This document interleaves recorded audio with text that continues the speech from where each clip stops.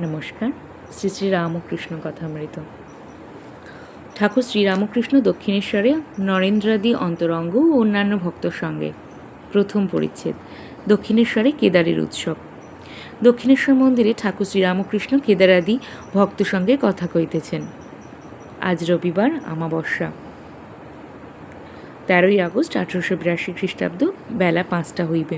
শ্রীযুক্ত কেদার চাটুর্যে হালিশহরে বাটি সরকারি অ্যাকাউন্টেন্টের কাজ করিতেন। অনেক দিন ঢাকায় ছিলেন। সে সময় শ্রীযুক্ত বিজয় গোস্বামী তাহার সহিত সর্বদা শ্রীরামকৃষ্ণের বিষয়ে আলাপ করিতেন। ঈশ্বরের কথা শুনিলেই তাহার চক্ষু অশ্রুপূর্ণ হইত। তিনি পূর্বে ব্রহ্মসমাজ ভুক্ত ছিলেন। ঠাকুর নিজের ঘরের দক্ষিণের বারান্দায় ভক্ত সঙ্গে বসিয়া আছেন। রাম, মনমোহন, সুরেন্দ্র, রাখাল, ভবনাথ মাস্টার প্রভৃতি অনেক ভক্তেরা উপস্থিত আছেন। কেদার আজ উৎসব করিয়াছেন। সমস্ত দিন আনন্দে অতিবাহিত হইতেছে। রাম একটি ওস্তাদ আনিয়াছেন, তিনি গান গাইয়াছেন। গানের সময় ঠাকুর সমাধিস্থ হইয়া ঘরের ছোট খাটটিতে বসিয়াছিলেন। মাস্টার ও অন্যান্য ভক্তেরা তাদের পাদমূলে বসিয়াছিলেন। ঠাকুর কথা কহিতে কহিতে সমাধিত্ব তত্ত্ব বুঝাইতেছেন।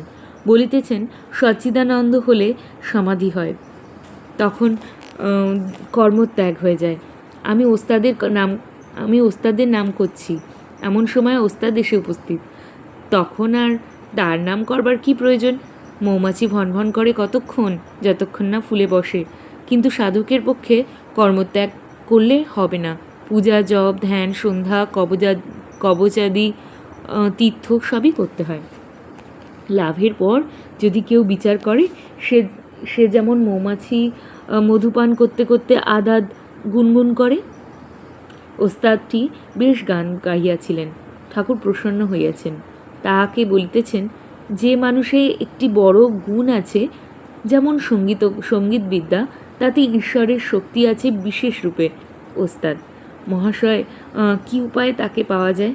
শ্রীরামকৃষ্ণ: ভক্তি সার। ঈশ্বর তো সর্বভূতে আছেন, তবে ভক্ত কাকে বলি? যার মন সর্বদা ঈশ্বরেতে আছে। আর অহংকার অভিমান থাকলে হয় না। আমি রূপ ঢিপিতে ঈশ্বরের কৃপারূপ জল জমে না, গড়িয়ে যায়। আমি যন্ত্র। কেদারাদি ভক্তদের প্রতি সব পথ দিয়ে তাকে পাওয়া যায়। সব ধর্মই সত্য। ছাদে ওঠা নিয়ে বিষয়, তা তুমি পাকা সিঁড়ি দিয়েও উঠতে পারো, কাঠের সিঁড়ি দিয়েও উঠতে পারো, বাঁশের সিঁড়ি দিয়েও উঠতে পারো, আর দড়ি দিয়েও উঠতে পারো, আবার একটি আছলা বাঁশ দিয়েও উঠতে পারো।